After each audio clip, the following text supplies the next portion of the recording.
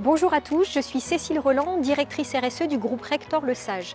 En 2021, nous avons analysé nos risques, nos enjeux, pris en compte les attentes et les besoins de nos parties prenantes et nous avons défini une stratégie RSE structurée en 4 axes, les 2 premiers étant liés aux enjeux environnementaux, les 2 seconds aux enjeux sociaux et sociétaux.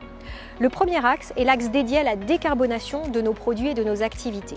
Sur cet axe-là, à horizon 2025, nous avons pris 3 engagements. Le premier, c'est de mettre à la disposition du marché des prédales et des prémurs à empreinte carbone réduite d'au moins 50% par mètre carré d'unité fonctionnelle par rapport à des solutions traditionnelles et de développer des solutions éco-conçues qui permettent de réduire l'empreinte carbone des bâtiments. Le deuxième engagement, c'est de basculer 50% du renouvellement de notre flotte d'engins de manutention et de véhicules de fonction vers des flottes à faible émission. Notre objectif est de réduire de 40% nos émissions de gaz à effet de serre liées à ce poste d'émission. Le troisième engagement, c'est de compenser 90% de nos consommations énergétiques, essentiellement électriques, par la production d'énergie renouvelable issue de l'installation de 80 000 m² de panneaux photovoltaïques sur 5 de nos sites situés dans le sud de la France. Notre deuxième axe est un axe dédié à la réduction de nos impacts environnementaux et la préservation de la biodiversité. Sur cet axe-là, à horizon 2025, nous avons pris 5 engagements.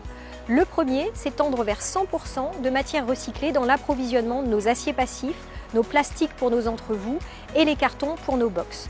Le deuxième, c'est de déployer notre politique d'optimisation de gestion des eaux de process sur 100% de nos sites, ce qui passera par le recyclage de nos eaux de lavage, la réutilisation des eaux pluviales et l'installation, là où c'est nécessaire, de vis sans fin et de filtres presse.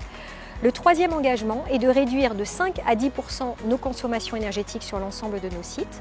Le quatrième est de trier tous nos déchets de process et nos déchets de bureau sur 100% de nos sites. Et enfin, le cinquième engagement est de réaliser des diagnostics biodiversité sur nos sites afin de définir un plan d'action biodiversité du groupe à horizon 2030.